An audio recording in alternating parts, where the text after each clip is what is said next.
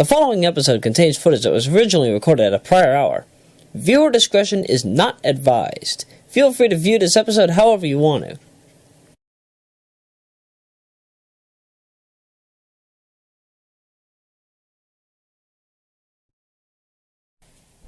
Okay, debatably the biggest topic of this year already. My goodness.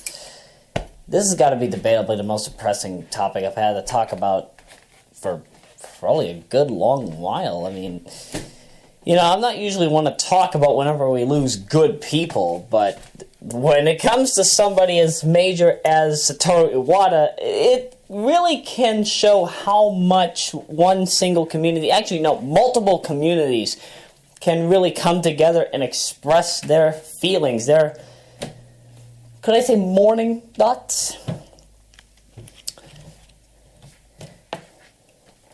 Either way. So Satoru Iwata, fourth CEO and president of Nintendo. Only the fourth CEO and president of Nintendo, might I add. We lost him on July 11. Apparently he had complications with a bile duct growth after having dealt with surgery to deal with a tumor that was on it. I think it was about 8 months ago. 4 months ago, the issue came back and, pretty much took over his body, thus causing him to be put into retirement on July 11. We didn't all find out until at least July 12 if we wanted to part of Nintendo. And I won't lie, the second I found out within the hour that it happened. Widespread, the entire internet was flooded, not only with articles from Kotaku, or in my case, Time Magazine, but there were so many people just talking about Nintendo. I would not be surprised if Nintendo's sales went up massively as a result of it. Would not be surprised. Now, personally, I didn't really know much of Iwata. I just knew that he was Nintendo's main president. I knew that he was pretty much running the show. And, I've seen him in a few commercials here and there, and who knows, maybe some Nintendo games even have him in cameo appearances. But aside from being Nintendo's president and CEO, he was also one of the primary game developers. One of the utmost notable because he was able to help out certain games feel more, how might I say, complete and even more expansive in the way they were.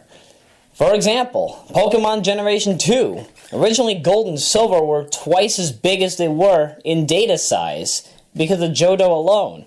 Somehow he was able to find a way to compress the game down so that he could put in the Kanto region and expand the game farther than we could ever believe. Now, when the Wii U was selling badly, he pretty much cut down his salary so that none of his workers would have to be laid off, so that none of them would have any kind of issues when it came to their finances. And there aren't a lot of people in major corporations or companies that would go out of their way to do that for their fellow man or woman. Most companies would just kick those workers to the curb. But no, Iwata knew what he was doing. He knew how to make things easier. Most of you folks might remember when Super Smash Bros. 4 was pretty much all the craze, and still all the craze today, I'm sure. You might remember he had a commercial where he was duking it out with Reggie. My goodness, one of the most notable commercials in gaming for this decade. I can't say it's one of the most notable of all time, but I mean, the fact that you would see Nintendo's president in a black room with the main spokesman for the North American division. Actually, I don't know if Reggie actually does stuff in Europe and Japan. Please correct me if that is, in fact, true. You would just never see that from most other companies. That would be like, no, I can't really compare that to, say, like any of the major. Let's toss in fast food companies just as an example. It's rare that you ever see the president of a fast food company in a commercial, especially one filled with a lot of action, kind of like Iwata and Reggie in the Smash 4 Mii preview. aside from what I've already seen from Iwata, I really feel that he was debatably one of the more smarter and creative presidents and CEOs of our generation. That's probably what I'll probably miss the most out of him. He was one of the more notable people as a result of that. In fact, I wouldn't be surprised if he was the reason... Actually, no. He is the reason for millions of people to have gotten into the gaming scene. At least on Nintendo's part. Wherever else he has worked, I am completely unsure of. But I know that they are also missing him dearly, and I know that had it not been for him, they probably wouldn't have their own careers going on either. Now, I'll be flat out honest. My history with Nintendo is a rather obscure one. I did not truly start doing any kind of major Nintendo gaming until 1998 or 9. And that was with a very old, how might I put it, console on a chip. Because apparently consoles on a chip were kind of beginning to become common in the late 90s. And it was rather decent for what it was worth. The console that I had was basically it was an NES/Famicom hybrid, which meant that it could play both NES and Famicom games. Now, I don't know what console it was. All I remember is that it was blue, had a silver slot, or maybe it was a red slot for Nintendo, NES, and Famicom games, and that was it. You had your two controllers, you had your AV cable, and you could select games on the fly. Let's see. The many times where I would end up playing the original Donkey Kong, the 1985 version of Super Mario Bros., the 1986 version of Super Mario Bros. 2, oddly enough, because, well, again, you could also play imports with it. And, no, why not? The original 83 Mario Bros. It was actually one of the reasons why I got used to playing the 24 or 32-bit version. I kind of feel that the 8-bit version was kind of more worth it, though. Much faster. And then, after 98 and 99, I was kind of on a half and half when it came to my history with Nintendo, because the only time that it would ever happen is when I would go to my cousin Rebecca's house, because, her kids would have, they would always have different consoles hanging around. Whether it be a Nintendo Ultra 64, whether it be the Genesis 3, the Game Boy Color, the Game Boy Advance, and a big ton of Yu-Gi-Oh! Duel Monsters cards from the Generation 1 era. Ugh. I actually enjoy my Gen 1 deck, mind you. Who knows, maybe one day I could probably duel against some of you. I wouldn't be surprised. But back to Nintendo. So basically, Nintendo has always been around me for a good long while. It wasn't until I honestly don't remember. I actually have the receipt laying around in my, I have a cat bank. I don't have a piggy bank, I have a cat bank. Could we call it a kitty bank? I don't know. I honestly don't know. Normally GameStop's disappearing ink usually disappears by now. But since I've left the receipt in here all this time, who knows, maybe I can get something out of it. Let me see, can I get the piece of paper? Okay, come on, piece of paper, help me out here. Get out of the kitty bank. And, let's see what we got here. Voila! Yep, my warranty began on the 12th of 08. My goodness, it's still here. Let's see. What does it say? 336 Providence Highway. Yep, I got this GameCube from, what was it? It was, the GameStop in Dedham Mall next to the Sears and the Radio Shack. I don't think the Radio Shack is there anymore since Radio Shack's kind of getting discontinued. But I know for a fact the Sears is still there. GameStop's still there, I'd be surprised. I'm gonna probably go in there. So, yep, let's see. Got my GameCube on what day? Does it even tell me what day I got it on?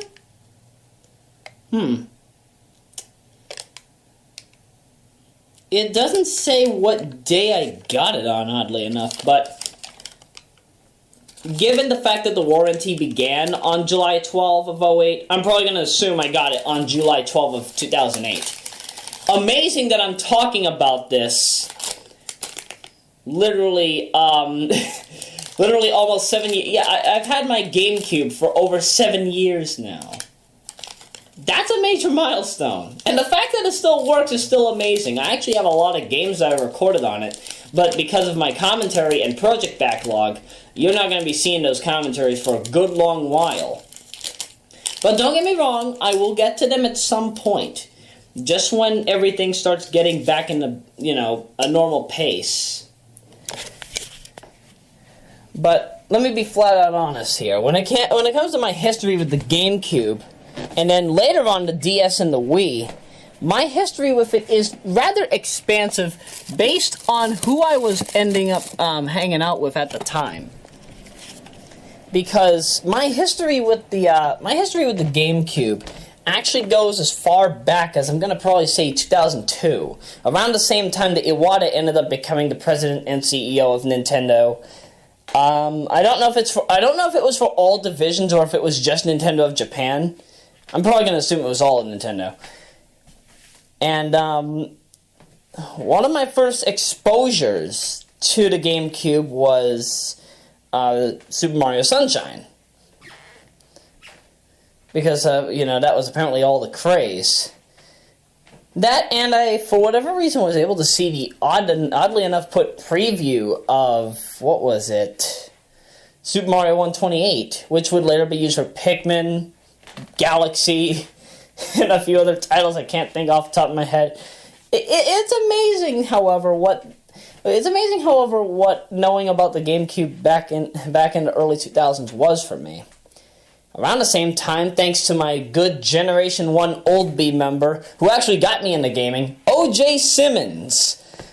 I don't know where he is right now. I haven't seen him since 2005 or 2006. But I've got to admit, had it not been for him, I wouldn't know anything about the Game Boy Advance either. One of my major exposures the major exposures that I had to the Game Boy Advance at the time were, I had a bookmark featuring Super Mario World in the form of Mario Advance 2. Basically, it was kind of a sweepstakes. You basically entered a code online and you could have gotten an opportunity to win a copy. I think as well as the Game Boy Advance SP, because I think that was probably being promoted at the point in time. There was also one of the Beyblade games I knew for a fact was one of my major exposures to the series of Game Boy titles that exist. Superstar Saga and Sonic Advance 3, however, were the big ones. That and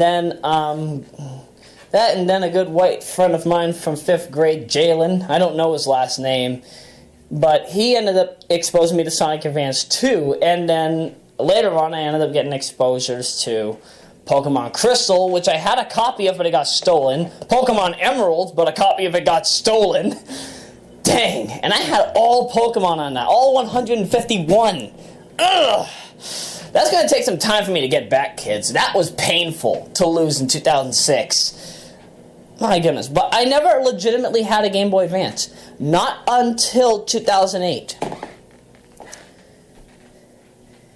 Then came the Nintendo DS. I didn't get that until 2009.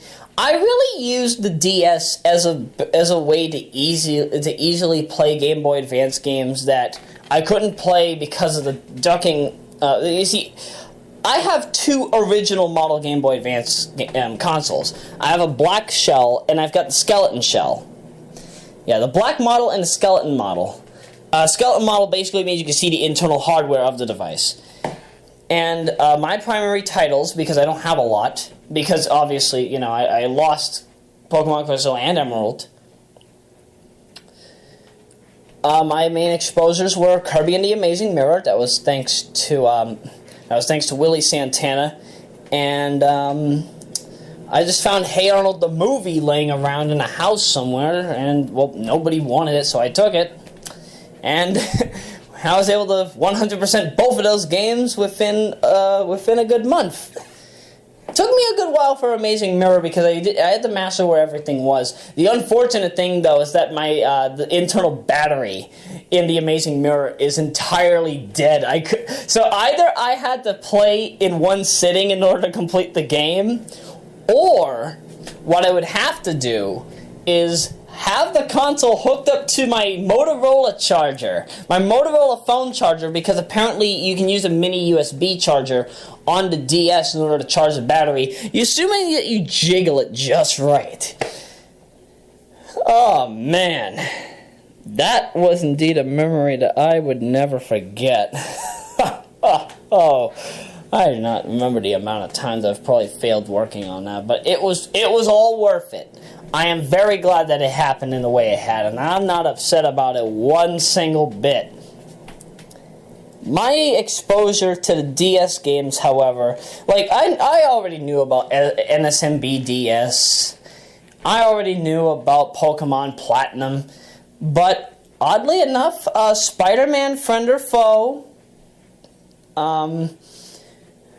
what else did I have? I had one of the Transformers games. You play as the Decepticons in it. I forget exactly which title it was. And then there was Pokemon Ranger. I actually haven't really touched much of Pokemon Ranger, except for like the first chapter of the storyline. But aside from that, I'm actually loving what I'm experiencing out of it. It's a decent game for what it's worth. It's not perfect by any means, but for those that love the genre, perhaps it'll attract them most. Let's see, then came the Wii. And I ended up having my experience with the Wii as early as 2009. Or was it 2007? I forget. It was around the time that I came back to Lynn full time. And, oh, wait, no, it was 2008 because Brawl was already out. And I was hanging out here at my current house, home base 2008. Actually, probably might move from here at some point. The earliest I'll probably move from here is 2017, but I digress. That's another story for another time. So, how am I going to put this? Because, there's a lot that I can say about the Wii. So, yeah, the first game I played for the Wii was definitely Brawl.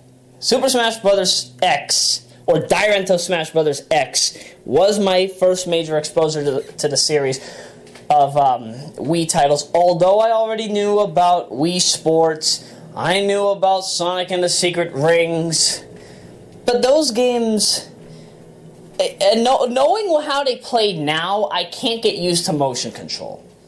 I know how to use motion control, but the issue with the way that the Wii worked, and I'm sure that a lot of people will agree with me on this, the Nintendo Wii was debatably one of the hardest consoles to get used to because of its motion sensors. Nowadays, however, thanks to the emulation of Dolphin, and for those of you who do not know Dolphin, primarily in versions 4.0 and 4.5, these are able to emulate GameCube and Wii titles like it's nobody's business, like there's no tomorrow. You would be surprised by the amount of time I have put into playing stuff on Dolphin. Mind you, on a very slow computer that can't really work it. Oh man, playing Super Mario Sunshine at 15 frames a second. Playing Melee at a very steady 8 frames a second. My goodness, how slow can it be on an AMD Athlon 2x2 computer? My goodness. Wait, that's a computer. I meant processor. The computer's E-Machines, and it's from 2009. The graphics card is NVIDIA Enforce 430. Why haven't I upgraded my hardware yet?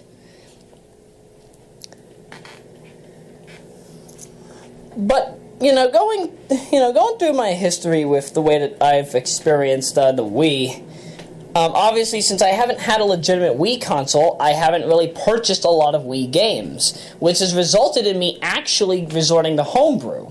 But if you want to know what my history with regular Wii titles is, I've played Brawl, I've played Mario Party 8, I've played Knight's Journey of Dreams, which I actually own. It's actually the only Wii title I own.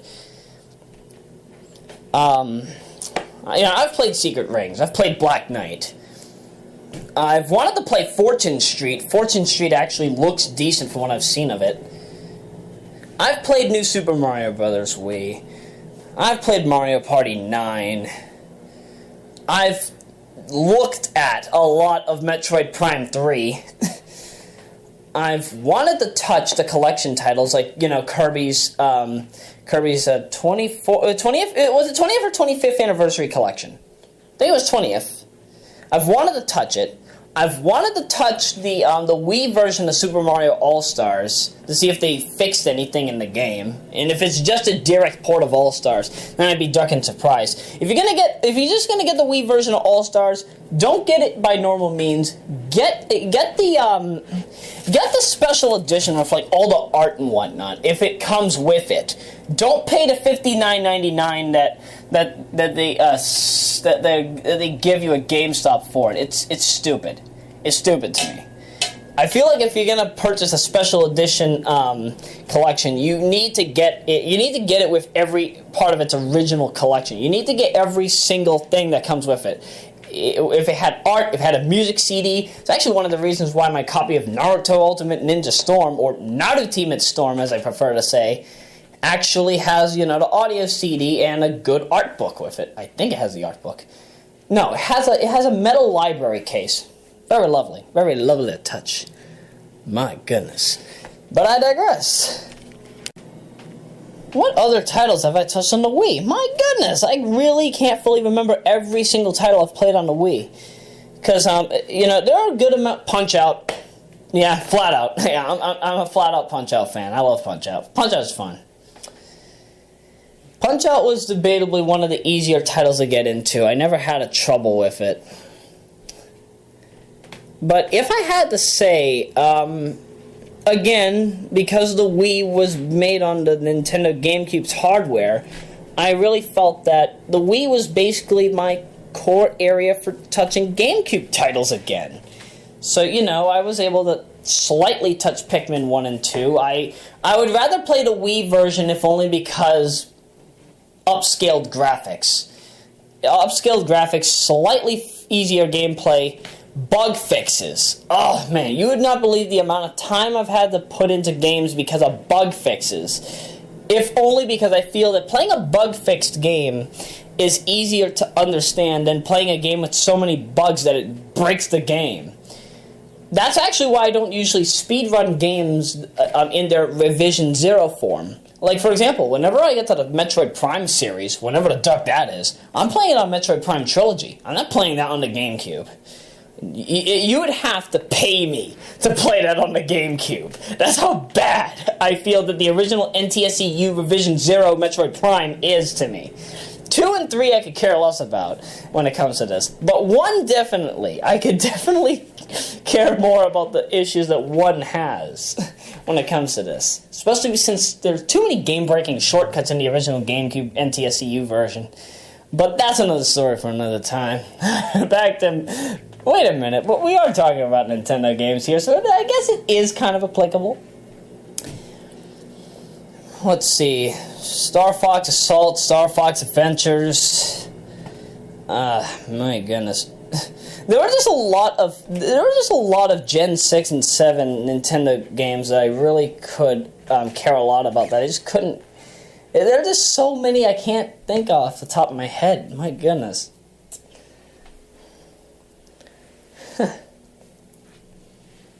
Oh, and I guess if I wanted to go back to the DS, I guess Mario Party DS and Mario Kart 5 kind of makes some kind of decent sense here. Because to be truthful, when Nintendo's Wi-Fi unit went down for both the DS and the Wii on the same day, Mario Kart DS still has a very popular, might I add, very popular online community. A lot of people really love what the heck was done with that. It feels painful to me that communities with a big online lifespan, I don't know if that word makes sense, but yeah, a big online lifespan, it just feels wrong to get rid of their best, to get rid of one of their best titles. But then again, Nintendo viewed that from basically a financial standpoint. In the event that online does become available, it'll be by fans. Because, you know, we were supposed to get Kylera and X-Link Kai for the DS and the Wii, but that never came to be, unfortunately. We never got the luxury of being able to say, hey, we got Wi-Fi back thanks to Kylera and X-Link Kai. But, unfortunately, you know, matters happened. Since 2014, I think X-Link Kai hasn't really been updated. If you're going to play any games on it, I think it's for just the GameCube, the PlayStation 2, the Xbox 360, the PlayStation Portable, the PlayStation 3, and I think that's it. I don't think any other consoles or handhelds actually accept X-Link Kai, or in the case of emulation, Kylera. And if it does, please forgive me. I really don't know, because I haven't used it much out of Mega Drive NetPlay for Gen's re-recording. Whew, this is going to be a really long... I'm sure that... Yeah, this commentary is already long enough as is. I'm kind of surprised. However, the Wii ended up bringing me back to getting into, well, let's say Japanese imports, because, you know, ever since 2013, Japanese imports really have been like the major selling point for me. And that's actually kind of why I'm a bit more recognized in my obscure audience on this channel. Because I might not play a lot of Japanese titles at this point, but I've recorded a lot of Japanese titles, whether they be Nintendo or not. Like, for example, I am actually currently, finally, in the process of recording the Japanese version of The Legend of Zelda, the Hyrule Fantasy. I intended to have that done because, well, you know, Caitlin's birthday was on June 23, and I thought, might as well get back into playing TLOZ, because I really need to remaster how to play the second quest. It was, trust me, playing the first quest was okay, since, you know, the RPG shrine for it is still very, very up. But the second quest, it will take me a while to get used to, because I only know Dungeon 1. I only know how to deal with level 1. And this is coming from a guy who's only played the original 1985 version as many times as probable. Then again, my first Japanese game exposure was the Japanese version of Mario 2, Super Mario Bros. 2, way back in the late 90s. Don't ask how I got it, I just knew about it. Super Back to the Future 2, another Japanese exclusive. I need to redo that game because, from what I've heard, there is an English translation finally. So I'm not going to, once that comes up, I will probably discontinue the commentary of the original and just share the translated Super Back to the Future 2 to make it feel more at home. More at home with my English-speaking audience. Because, you know, it's not every single day I get to do this. Now, if only because the people of Pokemon worked on this game before going over to Pokemon Generation 1, Pulseman. Pulseman is a Japanese Mega Drive game that I've gotten used to over the years. And to be truthful, I feel that I actually am still also in the process of recording Pulseman. Very fun to play if you know how to play it. It's not easy, however. Because, you know, once you get to the 4th level, Pulseman really gets strenuous to deal with, because he ends up getting stuck in water.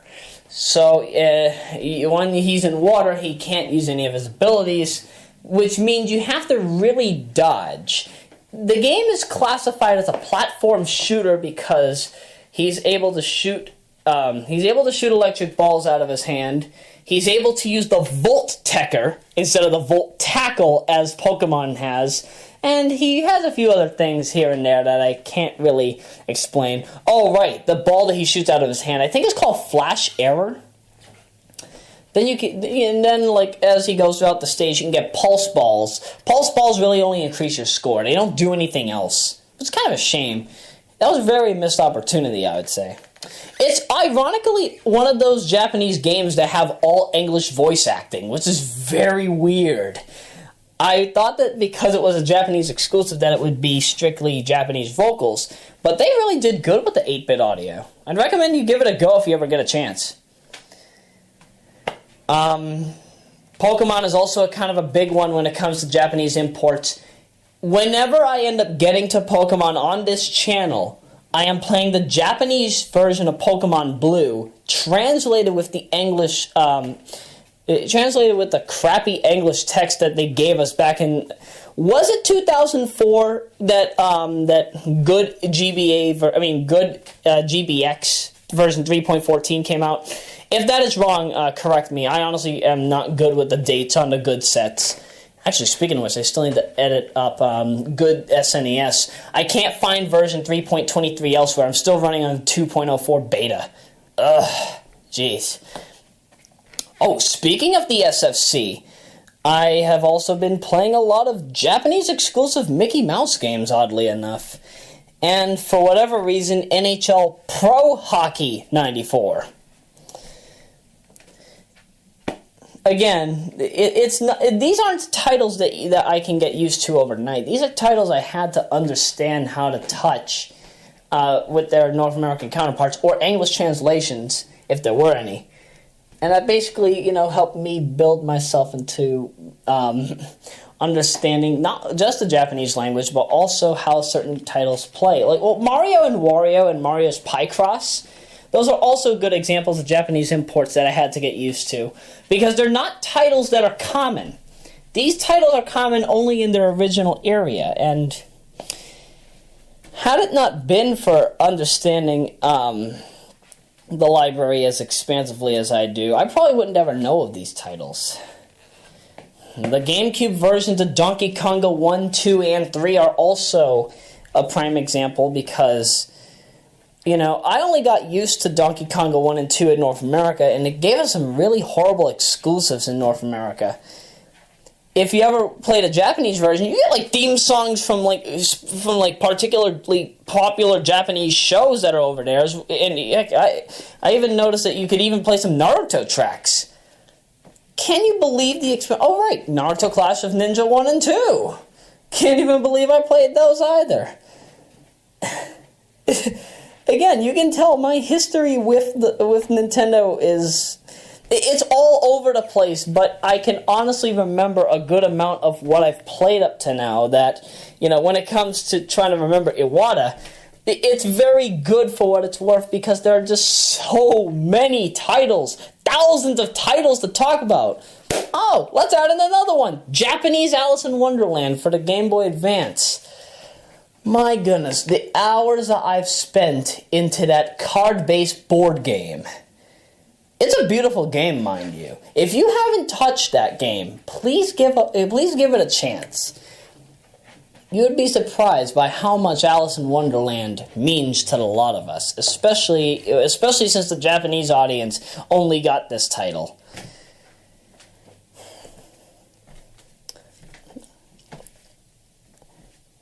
Now, I don't know if Iwata had anything to do with this particular thing I'm about to talk about, but when it comes to understanding the way that ports work, when it came to porting games on the Game Boy Advance, for example, it was very horrible because of the way that the sound quality took a plunge. The first notable thing was the Mario Advance series. I was okay with the changes that they had done strictly to Mario Brothers, because Mario Brothers ended up being, quote-unquote remastered, and, Mario Advance 1, which was running on SMB, which was basically Super Mario USA, that was also doing its own sense of good. It wasn't a bad title for what it was worth. But go into Mario Advance 2, 3, and 4, Super Mario World, Super Mario Yossi Island, and Super Mario Bros. 3. The audio quality takes a massive plunge that even with the extra levels, it's horrible. I cannot stand it. To be truthful, I personally feel that if Mario All-Stars hasn't been hacked yet to have World E for Super Mario Bros. 3, I'd rather play that. If I'm going to play Mario World, I'm probably just going to play the original Super Famicom version, Super Mario Bros. 4. Or I'll play the All-Stars version, which has better graphics for Luigi. if I'm going to play Yahtzee Island, I'm only going to play the Super Famicom version because it's the only one I know best. Yet, at the same time, I will also play the Game Boy Advance version strictly for the bonus levels, which I hope at some point, in the event the good SNES version 3.23 or a later version has it, if it has all the bonus stages from the Game Boy Advance version, that will be my primary one to touch from there on out. I won't be touching the Game Boy Advance version for anything other than that. Heck, Mother 1 and 2, which was a decent compilation title for what it was worth, it got a horrible audio plunge for Mother 2. I can't stand it. I really don't like the way that Mother 2 was ported over. For what it was worth, it was okay because it was giving us hype for Mother 3, but it didn't really give me the feel that the original 1994 version of Mother 2 had delivered to us. Then again, the Game Boy Advance is pretty much just a 32-bit version of the Super Famicom on a portable device with less buttons. That's really it. It's just a Super Famicom on a smaller device and with a massive amount of the hardware taken out. I've got a good feeling that if somebody were to modify the Game Boy Advance, particularly the SP, or maybe the Micro, I don't know why somebody would want to modify the Micro, but okay, and just slap in all of the Super Famicom hardware, and I don't mean just the regular stuff, I also mean the Super FX chip, the Satellaview, and a whole bunch of other hardware pieces that I can't even think of. Oh, while we're at it, why not put in the Super Famicom CD? Yeah, I'm very glad that during Iwata's lifetime that the Super Famicom CD finally came to the light of day in the form of Nintendo's Sony PlayStation. Yeah, that's right.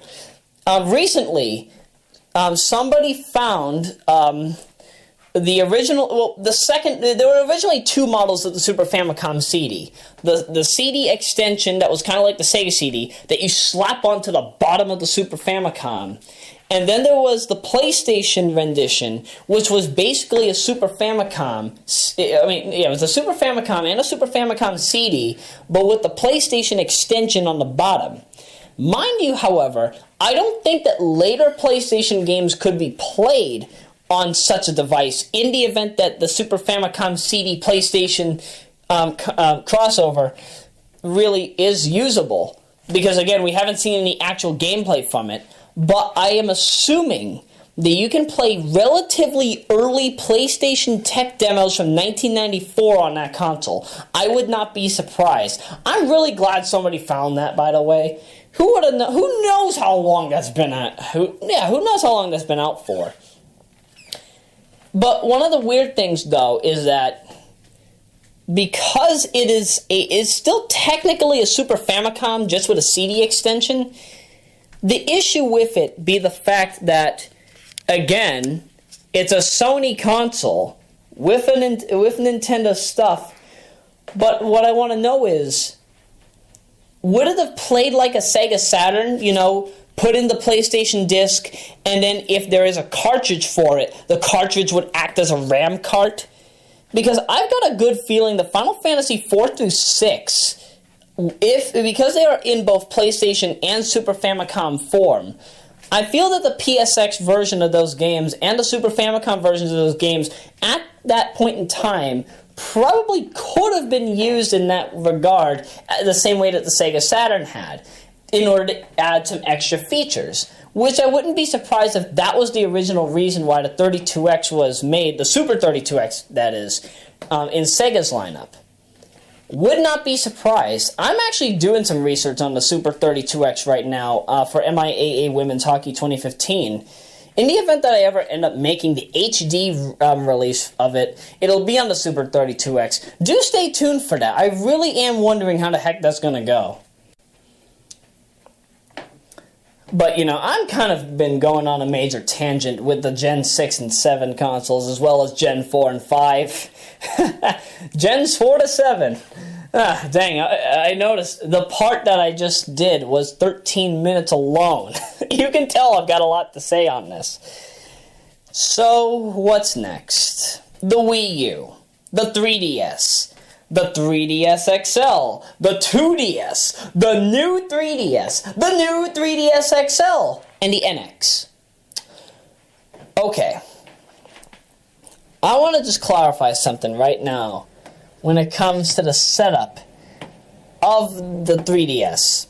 The 3DS, to me, while it's got the library, you do not release 5 different models, or 5 different primary models, throughout the course of its history.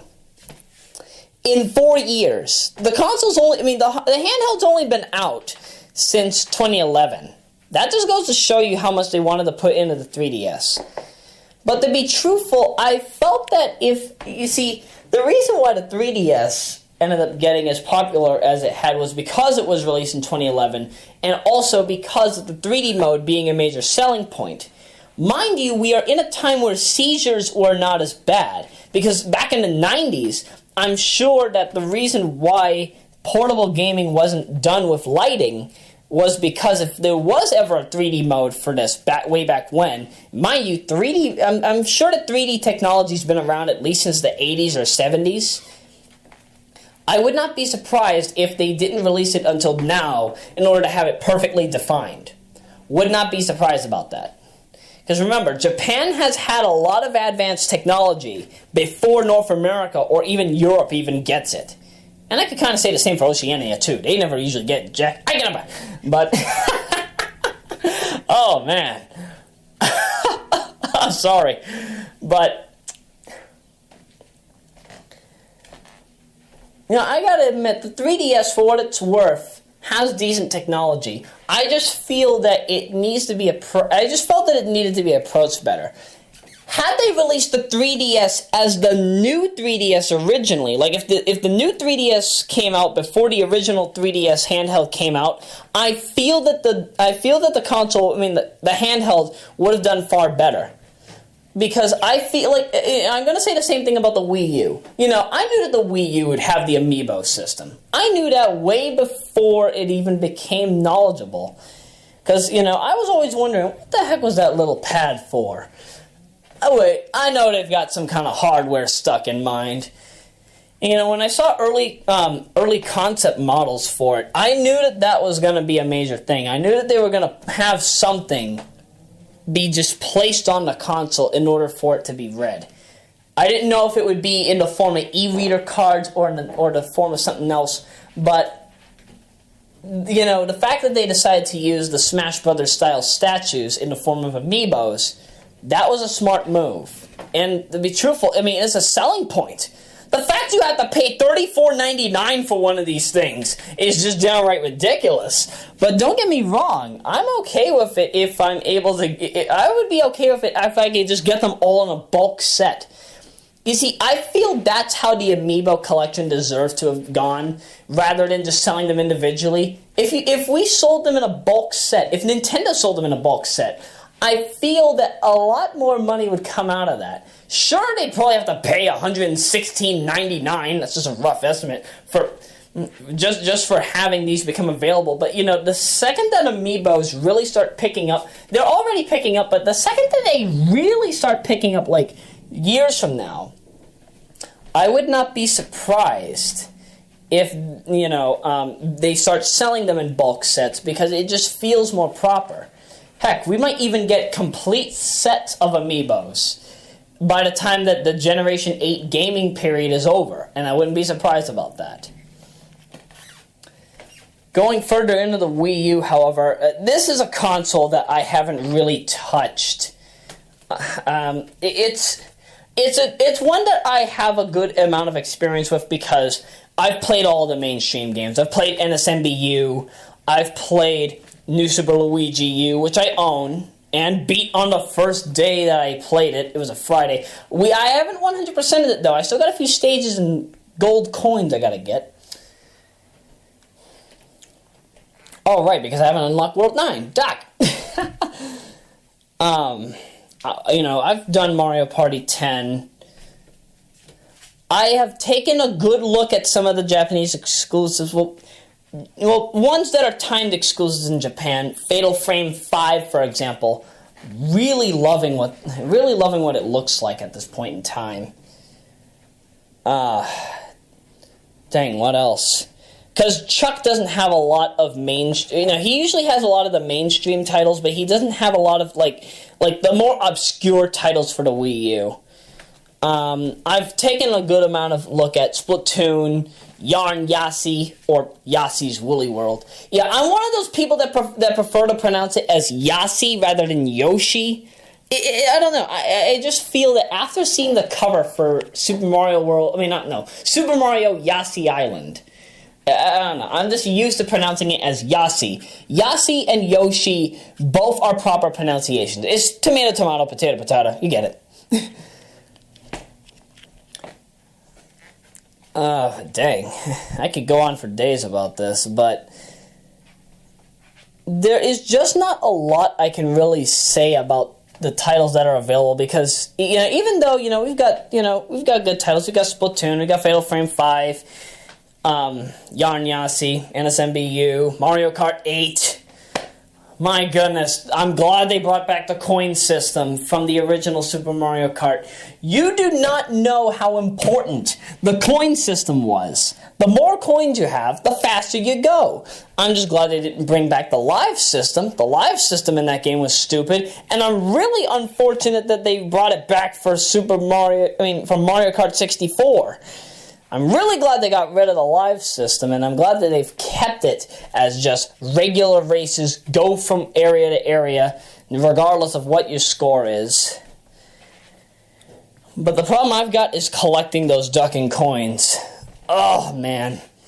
Especially for gold standard stuff. Because, right off the bat, you get the gold standard wheels and the cart.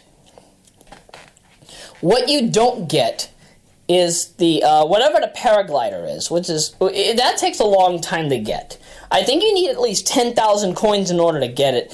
If I'm ever going to do that, I'm just going to get a complete save via the Homebrew channel. Oh, speaking of which, that's the big thing I wanted to talk about, the Homebrew channel. Yes, the Wii and the 3DS, as well as the Wii U. The only reason why you'll ever see me purchase one of them is not for casual gameplay, but for homebrew development, because, well, as I've stated on plentiful occasions, I've been starting to get into coding lately.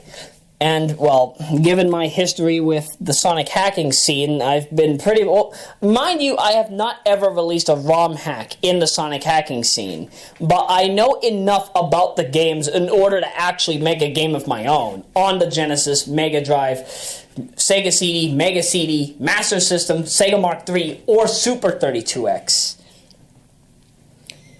Yet at the same time, because of what I currently know in code, whether it be with Motorola 68K or very basic C#, it can help me understand what I can do in order to make stuff in the Wii, the 3DS, or the Wii U via the Homebrew channel. And had it not been for the Homebrew channel, I would not have a proper console for emulation outside of the PlayStation 3 or PlayStation 4.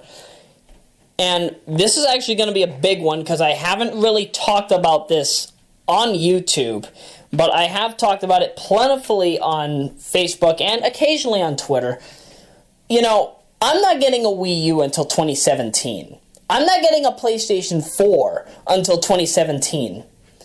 I am getting 2 of each console. The first console will be for general gameplay. The second will be for homebrew development. Now, which one would I be using for what? That's a good question. Because, the second that money's no longer an obstacle for me. Getting 2 Wii U's and 2 PlayStation 4s on the same day kind of sounds like a lot. That's over $1,000 right there. Not even including accessories or games. And mind you, I'm going on a shopping spree next time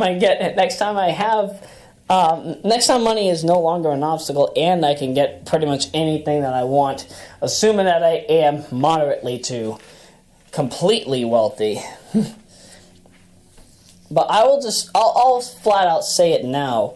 Knowing what I do about the homebrew channel, and the homebrew channel it's not just for emulation and in some cases piracy, as some people have done.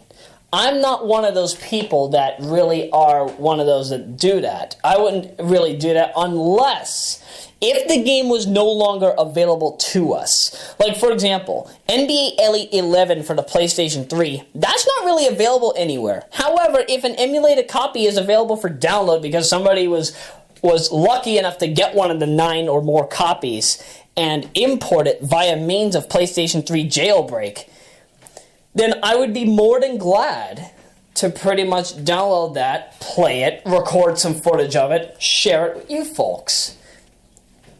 The same thing also goes for Wii and Wii U games that aren't really commonly available. That's really one of the only reasons why I would have a homebrew loader for quote-unquote piracy purposes. Other than that, I'm not really a piracy fanatic. Because remember, I've been used to emulation for the past 9 years. Although I didn't really start until September 2007. But I pretty much have been following emulation for as long as pretty much the majority of those that I was with in junior high school. So you can see I've come a long way. As for the Wii 3DS and Wii U homebrew channels, however, those really are where I feel like they're the most adaptable to homebrew because, we already have the main code for the Wii homebrew channel. They made an almost completely new set of code for the 3DS homebrew channel since the Wii and the 3DS don't work the same at all, or almost not the same at all. The Wii U, however, is built from Wii hardware and software, meaning that the hardware and software is practically the same. Thus, that's why the Wii U homebrew channel exists as quickly as it does. You can still use certain exploits in order to access it via means of the Wii's homebrew channel, but the Wii U's homebrew channel is a thing within itself. And to be truthful, in order to have that console pretty much be under me full time, the fact that I'm having 2 separate consoles for this regard will definitely help out.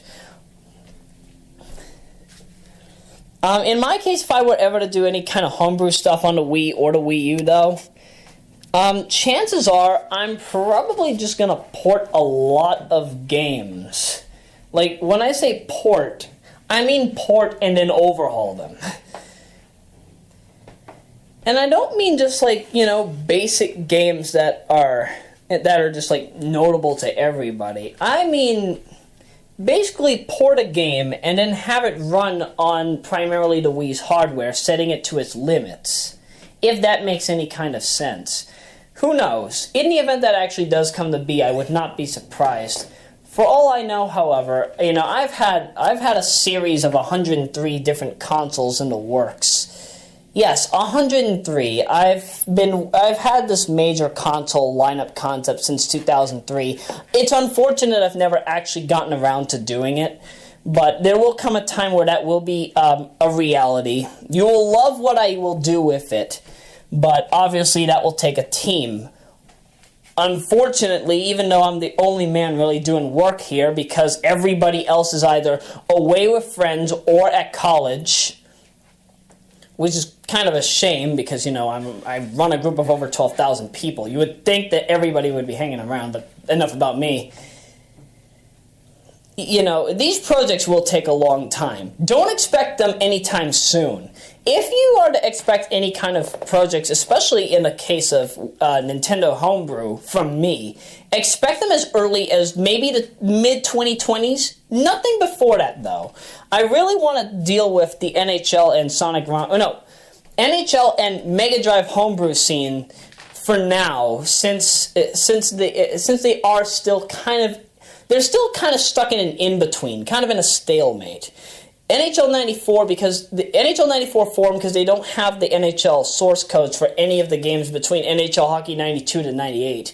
And Mega Drive Homebrew because I still want to understand the console to basically set the console to its limits. So in the event that I do end up making any homebrew games for the console, and sell them for whatever reason, I could do so without limits. That's another story for another time, though.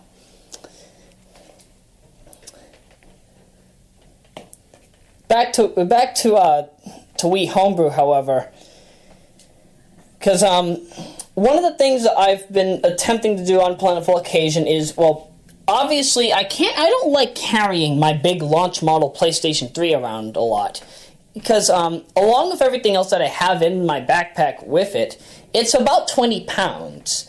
Because not only do I have my PlayStation 3 in there, I've got about 8 to 10 games, my entire Sonic collection from Mega Collection up to Sonic Adventure 7, Sonic Generations, and White Space Time. And then I also have a few repair utilities for the PlayStation 2 that I have in there, because I still need to get Gabriel's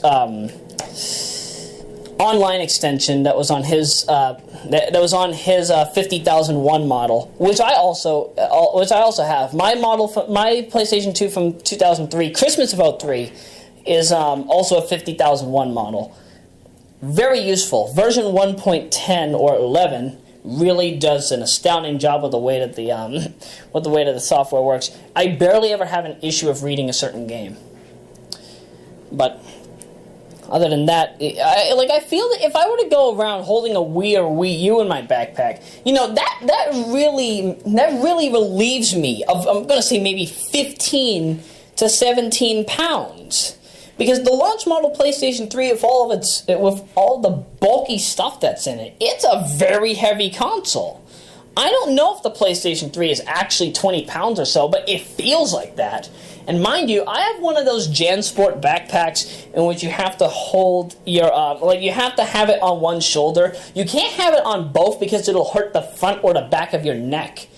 That's how bad that backpack is. I'm probably going to have to switch around to something else, but to be truthful, it just looks more professional to make it look like it's basically wearing a sack rather than an actual backpack. The sack really works better for me. That's just how I feel. If you feel differently about the backpack or the sack pack, then who knows? It's your opinion. I don't judge.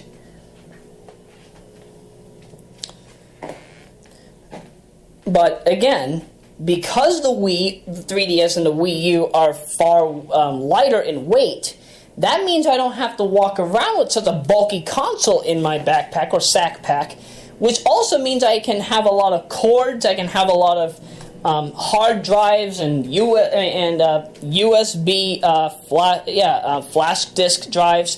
I can have all of that in the same thing because I don't have to worry about being limited by the amount of hardware that I have if all the software is in the console and hard drives. And it's not too heavy for me to carry. Makes sense. Makes absolute sense. And, I would not be surprised if Iwata was one of the reasons why the Wii, the 3DS, and the Wii U were made in the way they were, shape and weight-wise.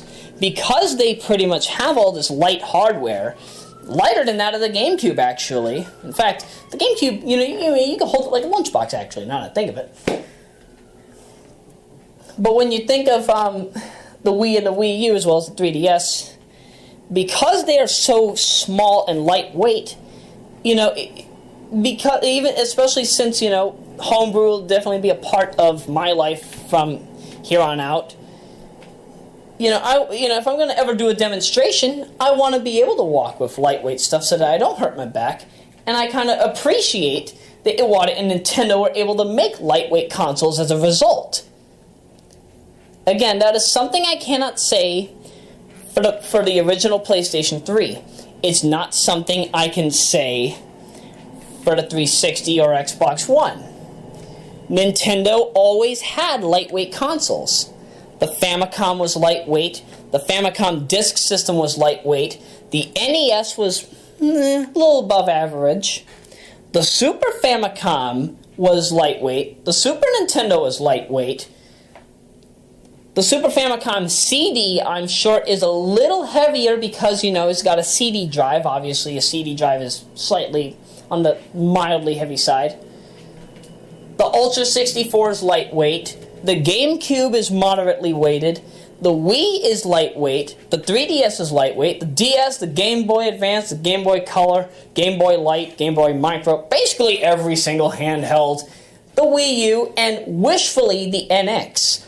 And that's where I'm pretty much going to end off my history with Nintendo audio log with NX. Now, a lot of people that are complaining about the Wii U coming out too late. Yes, the Wii U definitely came out too late. The issue with the Wii U is that is what we wanted to have way back when.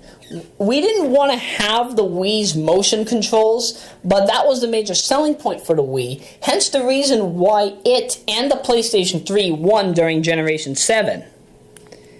The difference with Generation 8, however, is that the Wii U came out and basically defeated the purpose of any 360 or PlayStation 3 game that was also on the Wii U. For example, if you're going to buy Batman Arkham Knight, you might as well get the Wii U version because it's the only good version to have. Well, I don't know if it has all the downloadable content from the 360 and PlayStation 3 version, but the steadier loading times and frame rate definitely pay well for what it's worth. Sonic and Sega All-Stars Racing Transformed. I'm only getting a PlayStation 3 version because of trophies. However, if you want an optimal experience with it, play the Wii U version. Better frame rate, better loading times. Epic Mickey 2. Again, PlayStation 3 and Wii U existent. Getting the PlayStation 3 version on my end because I'm a trophy whore. Getting the Wii U version for easier gameplay. And probably, faster frame rate and loading time. Sorry. There's just a lot of things that the Wii... Oh, Assassin's Creed. One of the Assassin's Creed games... Was it 3 or 4? Was it 3 or 4? I honestly forget. Then again, if there is a PlayStation 4 version of either game, I'll probably get that instead. So... But yeah, but to be truthful, the Wii U is what was supposed to be their Gen 7 console. That's what have been the selling point for me. I would have appreciated the touchscreen because, again, if you think of it, the Wii U is basically a TV version of the DS. The Wii is kind of a stand-in between. It's okay for what it's worth because it really emphasized the usage of motion control, but at the same time, I felt that it was also a flop because of motion control. And I'm sure that a lot of people ended up getting body injuries or motion sickness because of the usage of motion control in the Wii. That's why I don't like the console. It's too hard to master its motion controls that you're better off having games that use a classic controller or a GameCube controller. It's not, to me, it's not worth it for the motion controls alone. That was not my selling point. It was only because it had titles that I couldn't get anywhere else. That's the reason why I would ever get a Wii in modern day or emulate those games in Dolphin. The Wii U, however, did everything proper with this. And when it comes to the NX it will basically, I feel that the NX is the Sega Saturn of the Nintendo's lineups. Nintendo's lineup this time around, because the Wii U is practically a 32X for the Wii. That's the only reason why. Don't get me wrong. The Wii U is okay because it's getting a lot. It's getting the sales, it's getting the games that no other console can get. And it's also debatably the best out of the consoles when compared to the 360 or PlayStation 3. In the regard that it has the faster hardware, it has the easier loading times. It's not a bad console for what it's worth. Although I still feel that the pet peeve, and this is the reason why the console's cheap, is because of the smaller hard drives. I have to take those out and slap in a 5 to 8 terabyte hard drive just to save games in it. That's the only issue I had, but that was the reason why the Wii U was so cheap in the first place, and that's why I'm glad it was the way it was upon release date. Which, actually, oddly enough, it actually launched on my birthday, November 18th. Yeah, who would have known? Who would have known that this console would launch on my birthday? This isn't actually the first time that they've done this, by the way. I forget when the GameCube came out. It was either the GameCube or the SFC. One of them came out on November 18, and if it didn't, I apologize. I know one of them came out on my birthday, though. I can at least admit that. So again, going into the NX, because the Wii U is technically the Sega 32X of the Wii, it makes me wonder, where exactly does the NX come into play here? Because the NX, I'm assuming, mind you, I'm not making a presumption, I'm making an assumption because this is going to be an important topic here. I feel that in order for the NX to do extremely well, it basically has to be a Wii U with PlayStation 4 quality. That's how I expect it. A Wii U running with PlayStation 4 style hardware and performance.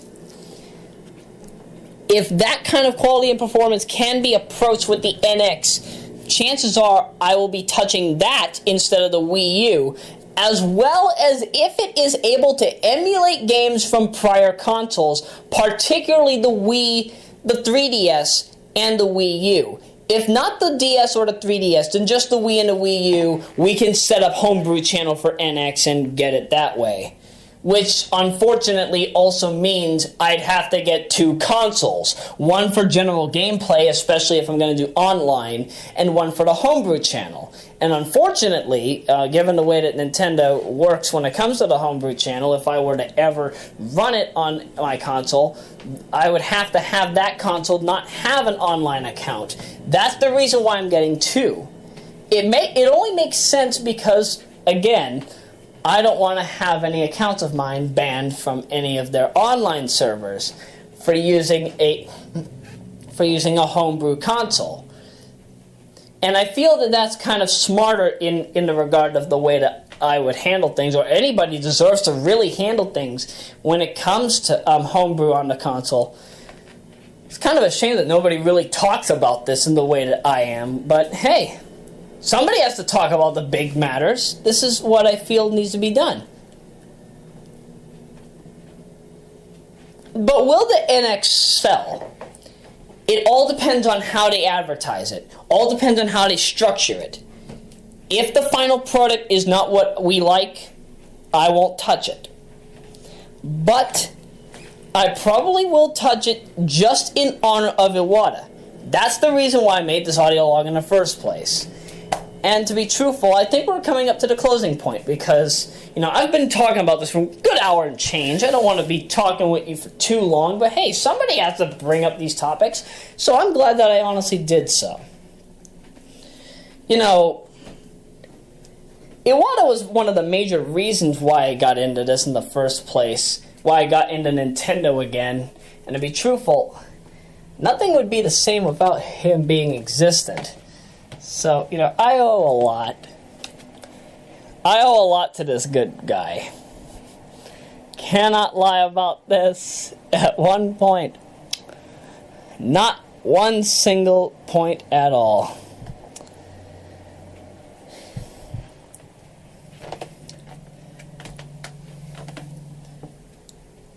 And with other majors in Nintendo's staff, such as Miyamoto, Tezuka, and basically anybody that I can keep an eye on. Nintendo is still in very good hands. I still feel that they're doing very well. I mean, heck, in their time, Sega went third party. Now they are kind of in a partnership, or at least partially owned by Nintendo. I wouldn't be surprised if at some point certain other groups started to merge with Nintendo because, either financial flops or anything else. Like, for example, I don't know where the Xbox is going from here. The Xbox, for example, the Xbox line, especially the 360 and the Xbox One, the 360 I think sold the most in Japan out of the original Xbox trilogy. The original Xbox I know didn't get as much selling points in Japan as the 360 had, and the Xbox One is barely, if any, getting any sales. Some of the more recent charts came up, and I think there was this one thing on Review Tech USA where Rich had mentioned, I think it was only about 20 people actually purchased a console within a week. That's how unappealing it is. And I would be surprised if a lot of franchises that are made by Microsoft and for the Xbox end up being brought over to Nintendo because they apparently can't keep the Xbox going. If Microsoft wants to stay around with the Xbox lineup in Generation 9, they really have to bring their A game. They've clearly lost this generation already. I would not be surprised. Nintendo is kind of in a neutral spot. They're not the best or the worst at this point in time. Sony is debatably the best because they have the best hardware. The only thing that they're kind of missing is a game lineup, a major game lineup. But I know that won't really start to come into play until 2016 and 17. So they've got a good 6 to 7 months to get their act together on that, as well as the issue regarding backwards compatibility outside of PlayStation Now.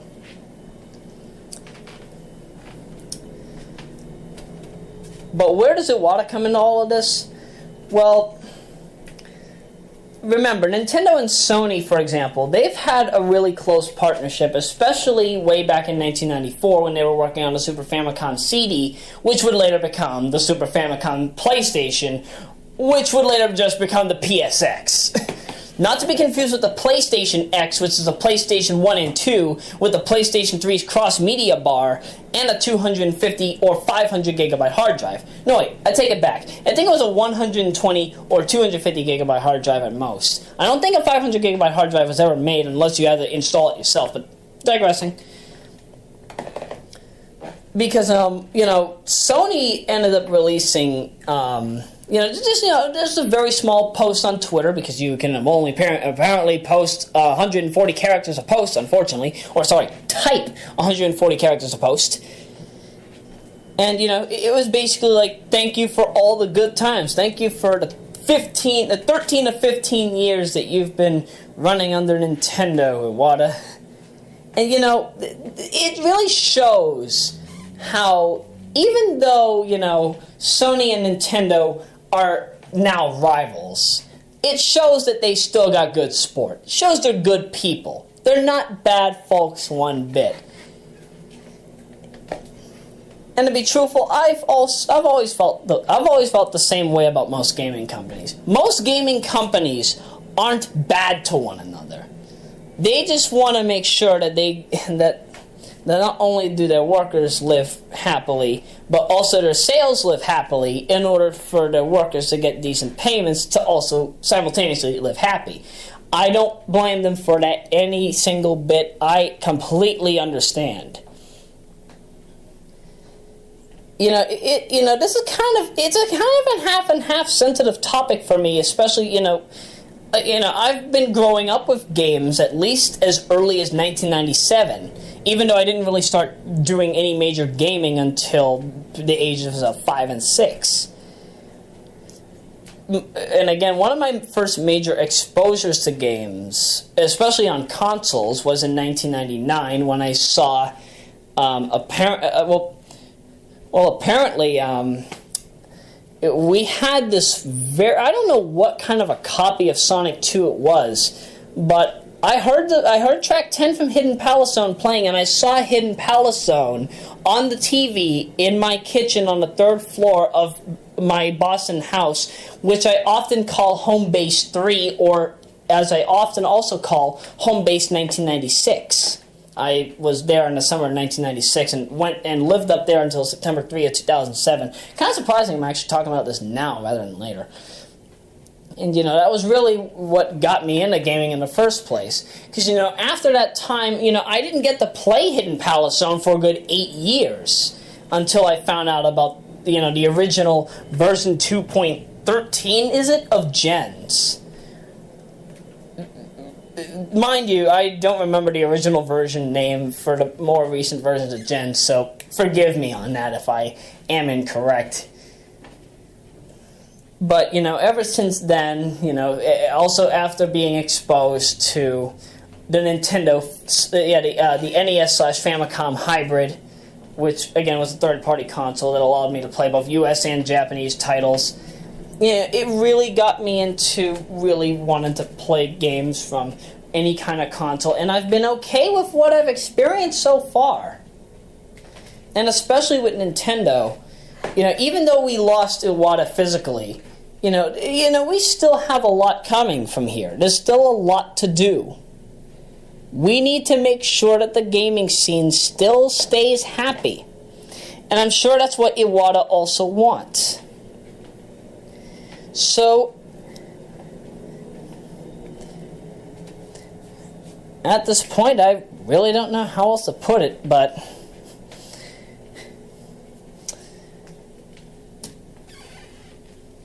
if you're going to play anything today or tonight, play a Nintendo game. Defeat Bowser. Save Zelda.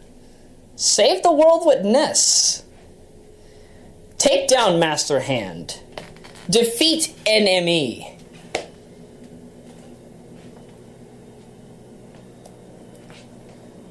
Play some of Square Enix's more valuable Super Famicom exclusives. Play The Violinist of Hamelin. It's a title that's only for the Super Famicom that I'm surprised it never got a re-release. It was by Enix before they became Square Enix. Many years later. Slam it down on some music with some bongos. Take down some people in Smash. Try some of their new IPs. Try filling up an entire room with paint. Make some tracks in Mario Paint. Have Simon Belmont moonwalk his way up the stairs to victory.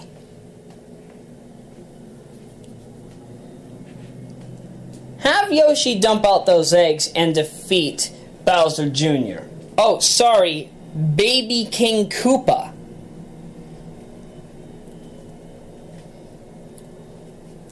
Find out where Metroid keeps all his missiles. I'm joking. Have Samus take down Mother Brain.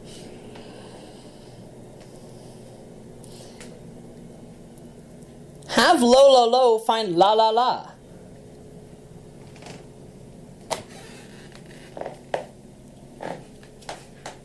Support Nintendo.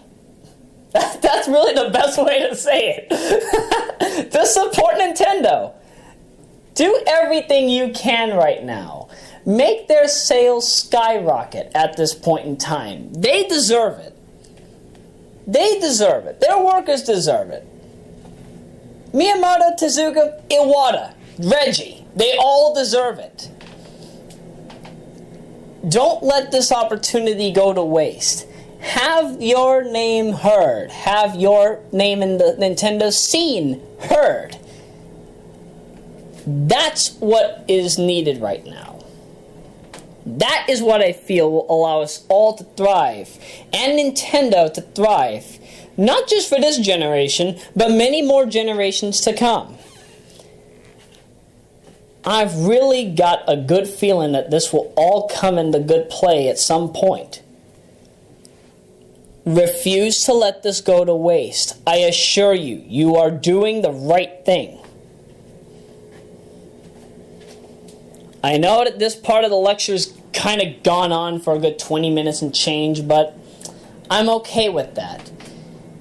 Because it's for a good guy, I'm completely okay with it. I don't mind it one bit. I kind of wish that, more videos such as this are released, not just on this channel, but on everybody's channel. Whenever we lose somebody as major as Satoru Iwata, the gaming community just comes together. Even when we don't lose somebody, the community comes together. This is proof that things can and will go properly, so long as everything is done correctly. And peacefully at that. That is how I feel that everything needed to go from here. That is what I feel that the scene needed to hear and also endure. And if you've been enduring my voice for a good hour and change, I don't even know if we're at 2 hours yet, but I'm fortunate that you at least stuck up with me until the end.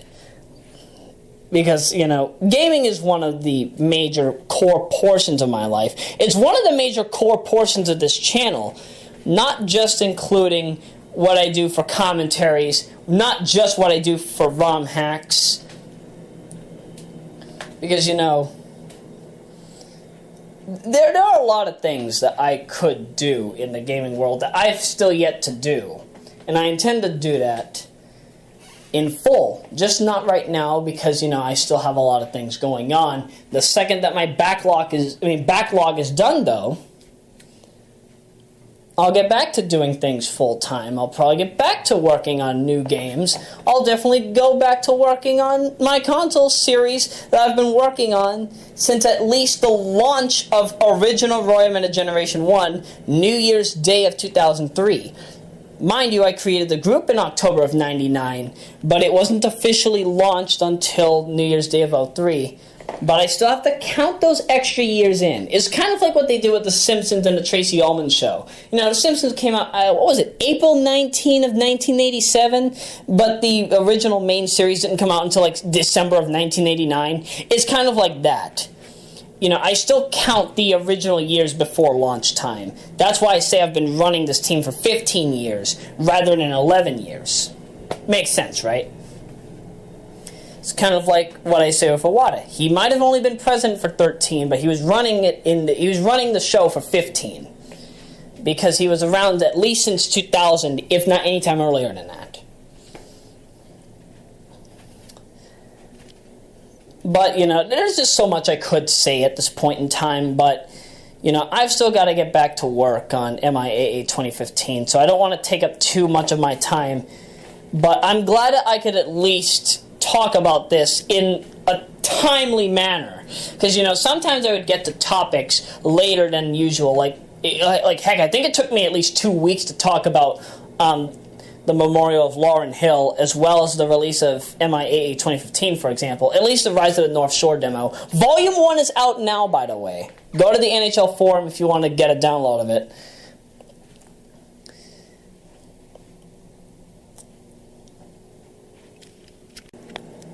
But this is just a way for me to prove that, I honestly do have a heart. I'm a good guy.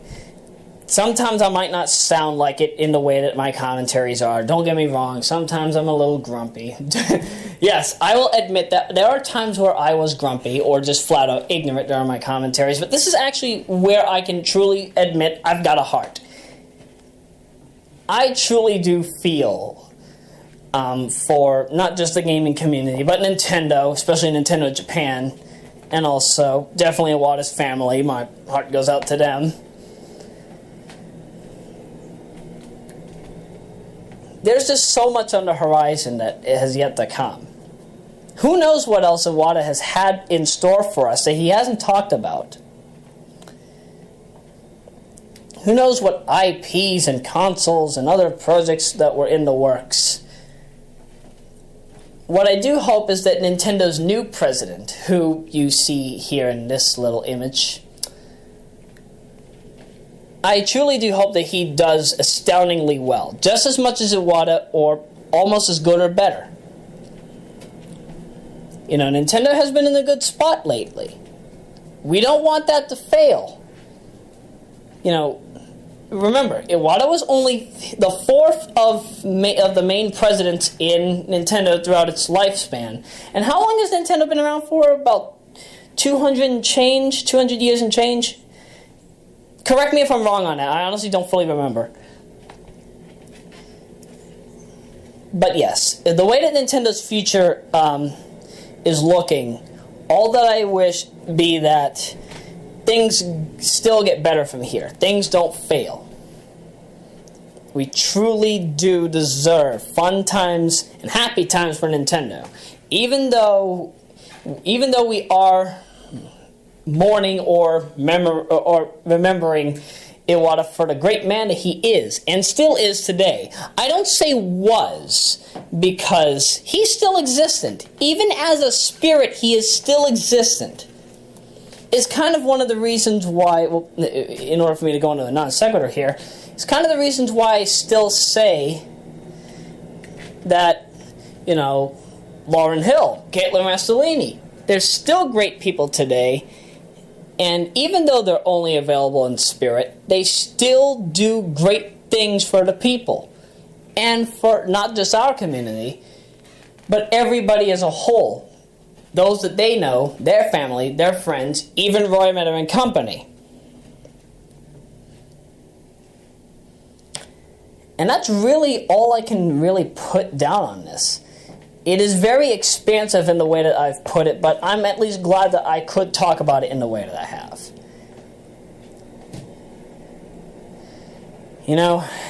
Hang on, I need to fill up a cup.